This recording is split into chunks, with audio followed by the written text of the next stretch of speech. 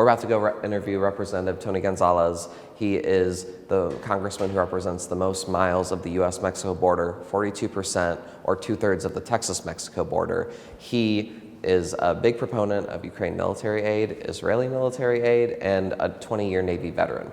So you're a member of the Four Country Caucus. That's a group of bipartisan vets for listeners and viewers who don't know.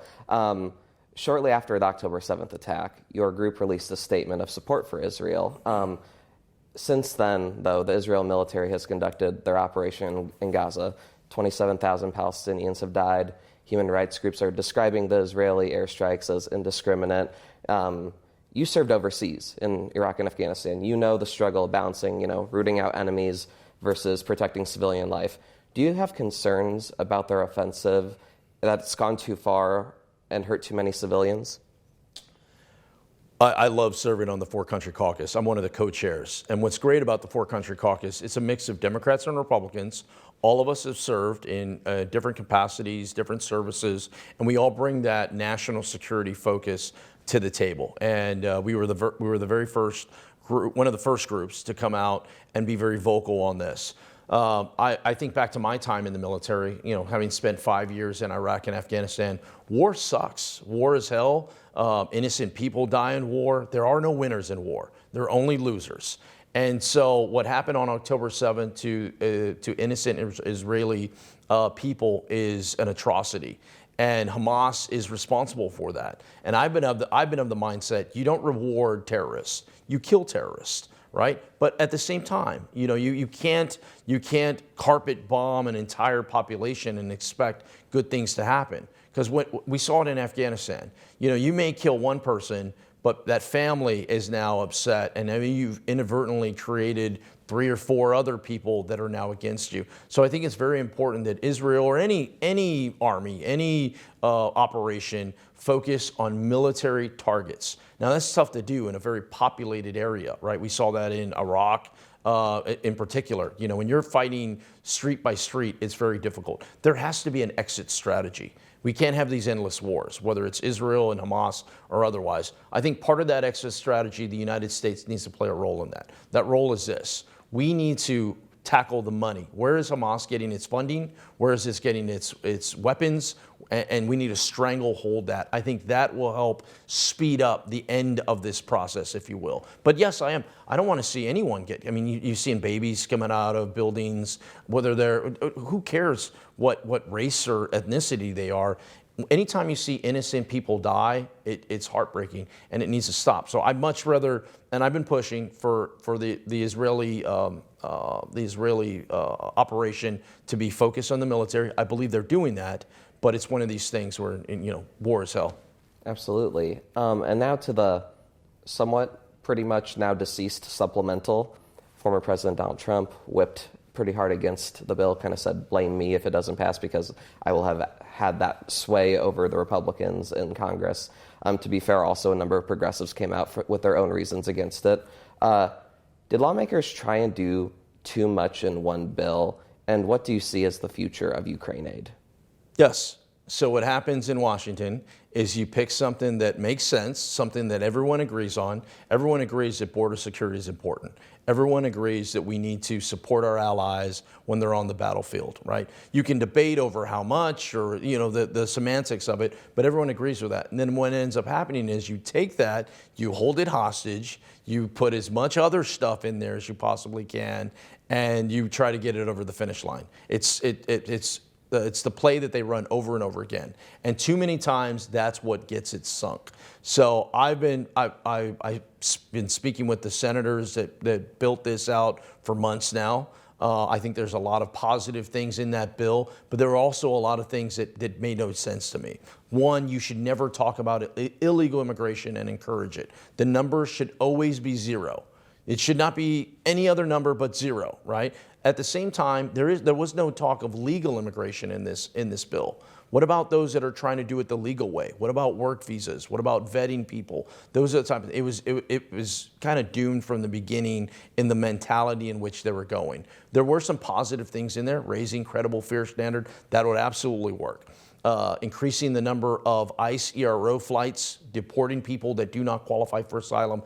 That is how you solve this problem. because guess what? That's how Donald Trump solved the problem. That's how President Obama solved the problem. Bush, Clinton, everybody. And it's also how President Biden has solved the problem. Those Haitians under the bridge in Del Rio 2 years ago, the reason that went away is because President Biden started deporting people, Haitians, back to Haiti.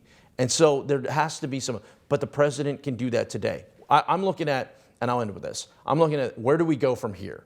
We go from here, the next steps is, I think the bill should be very, very narrow in scope. What are some meaningful border security measure things that can, one, make an impact, but also get passed in this current political environment? It's pretty rough out there, right? And the House is a rough and rowdy place. So I think you have to look, not what you want, but what can you get over the finish line that'll ultimately keep Americans safe, right? Think about 9/11. Right before 9/11, the USS Cole was bombed. The embassies in Africa were bombed. There was a lot of different things happening. Are you concerned at all by how quickly lawmakers turned on the bill after President Trump came out? Are you against that? Are you concerned at all that 2024 elections and politics, I mean, look where we are, we're on the Hill. Are you concerned that it's going to be even more difficult this year to drag anything over the finish line security related? It's an election year, and many people up here view the world through a political lens. It's how they make their calculations. That's not me. I view the world through serving and what's in the best interest of our country. Because once again, when a terrorist act happens, they're not trying to kill Democrats or Republicans. They don't care who you pray to or who you go to bed with. All they're doing is trying to kill Americans. I've seen that. I've spent my entire adult life fending off people that wanted to do that. So this is, I think, an opportunity where we can come together. How do we stop fighting one another because of our politics? And how do you bridge that and go, wait a second here. The true enemy is the cartels that are the ones controlling the levers on this. The true enemy is some of our adversaries, Russia, China, Iran, that are every day trying to kill our soldiers abroad. We need to get back to some of that. Absolutely. And what do you see? You said, more refined border bill. How do you see Ukraine and Israeli aid going? Do you see it as we're going to go do border security in this corner, and then now we're going to do Ukraine and Israel aid together because, the right doesn't want as much Ukraine aid, the left doesn't want as much Israeli aid. Is that kind of how you see in the future Ukraine aid going and Israel aid? I think you look at it through what can get over the finish line. And whatever that is, that's where you start, right? Not what you want. Does Ukraine need support? Absolutely.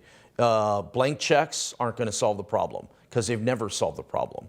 But doing nothing is also not going to solve the problem. We can't leave our allies on the battlefield. Russia invaded Ukraine, a sovereign nation. And it's important for us to stand with the Ukrainian people. I visited Ukraine a couple months before the Russian occupation. And I could tell right then, those people are tough, man. They're going, you don't want to mess with these people. I remember talking to one of the veterans from the 2014 Russian war. He's a heavier set guy. He's wearing a Nirvana shirt. And he goes, here's the deal. He had a pizza shop. He goes, Tony, all I want to do is sell pizza and beer. But if the Russians come looking for a fight, they're going to get a bloody nose. I'm like, man, you don't want to mess with these people. So we can't leave them on the battlefield to fend for themselves. We have to support them. But blank checks aren't the answer. You got to be able to go, these are the tools you need to be successful. And there has to be an exit strategy as well. These endless wars, that's not right.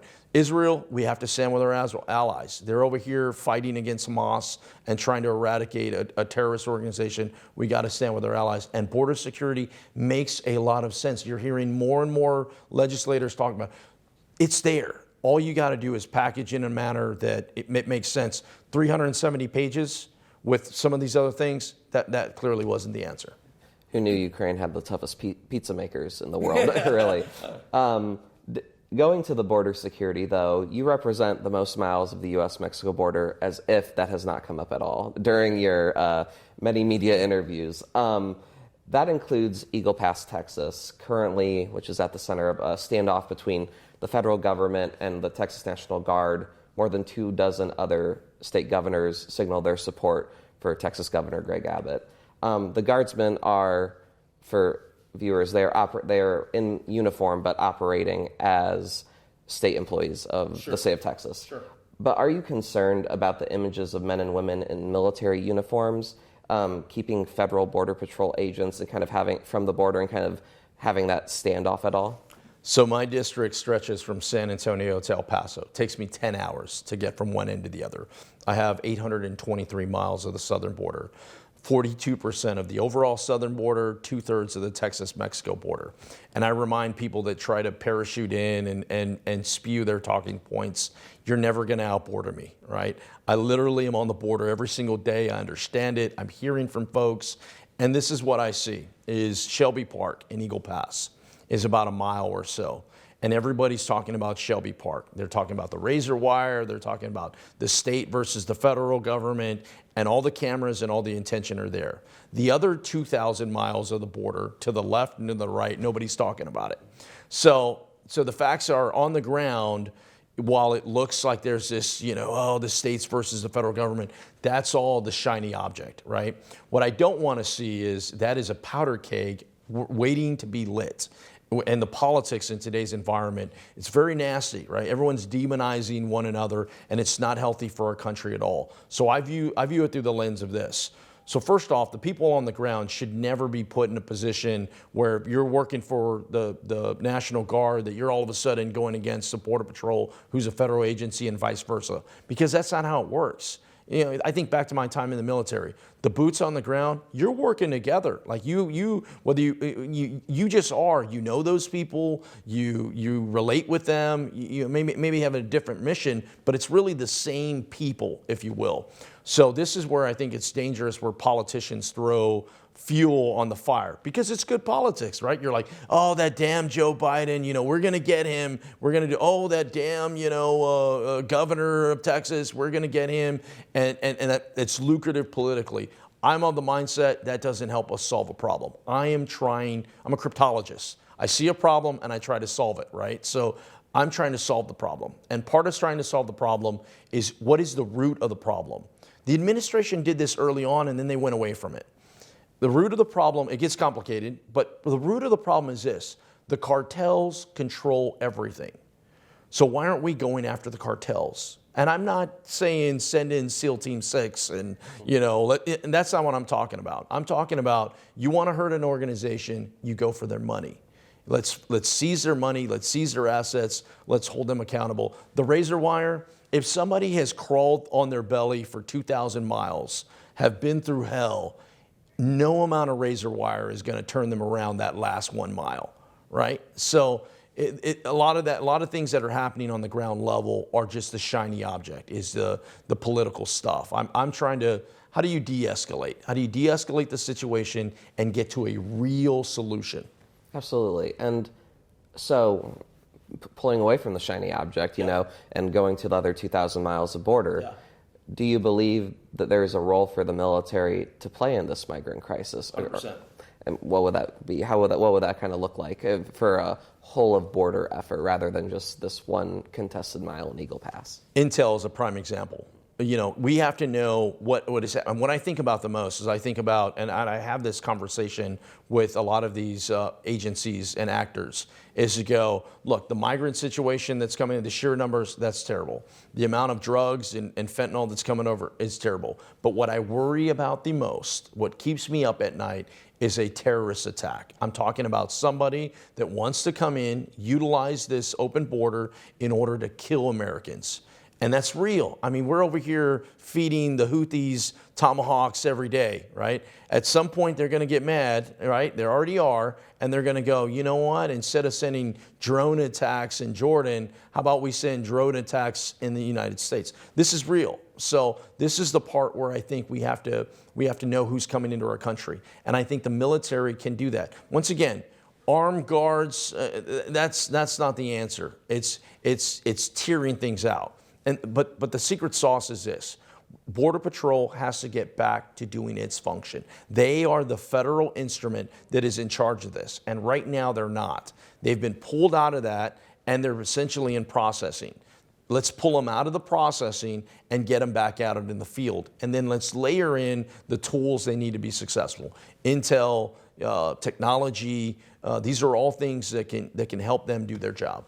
Absolutely. And you speaking of the Tomahawk missiles we're chucking at Houthis, on the subject of Red Sea issues, but also the ground forces in Iraq, Syria, and Jordan, some of your colleagues on the farther ideological ends of the ideological spectrum say the presidential war powers should be reeled in initial strikes. They were pretty adamant that, about fearing a greater war in the Middle East. Do they want to rein in or they want to have Congress reassert itself into the war powers discussion? Sure. How do you see that as a veteran and as a lawmaker?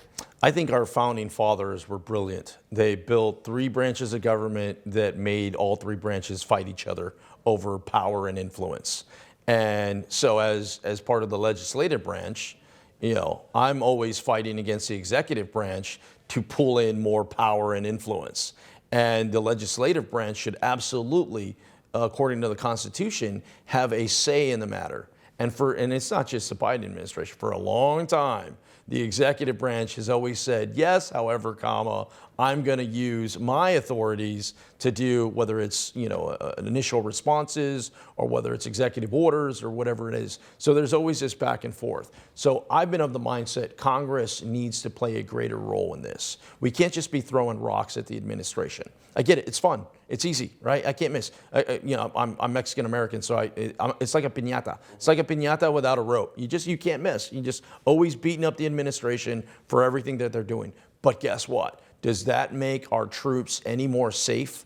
Does that make our enemies any less likely to attack us? There has to be this, wait a second, let's set politics aside, and how do we come together and go, how do we keep Americans safe abroad, and how do we keep Americans safe at home? And part of that is Congress having a seat at the table in making those decisions, discussions, but ultimately this, he can do that all day long, but once again, they're going to have to come before the House Appropriations Committee and beg for money, just like they do every year, right? So there's a lot of ways to skin a cat. You can go around me, no big deal. But next year, when you come asking for money and I all of a sudden take a 0 out of one of your accounts, I guarantee you're going to be thinking twice about it.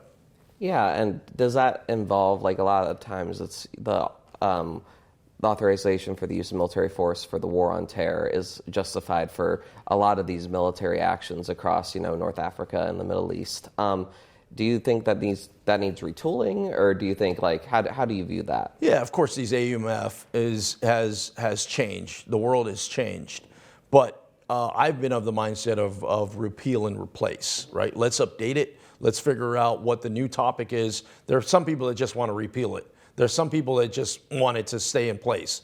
I'm of the mindset we need to repeal and replace it with something that is more modernized for the current environment that we're fighting in. Wonderful. Well, Congressman Gonzales, thank you so much for joining us. Okay, great. Thanks.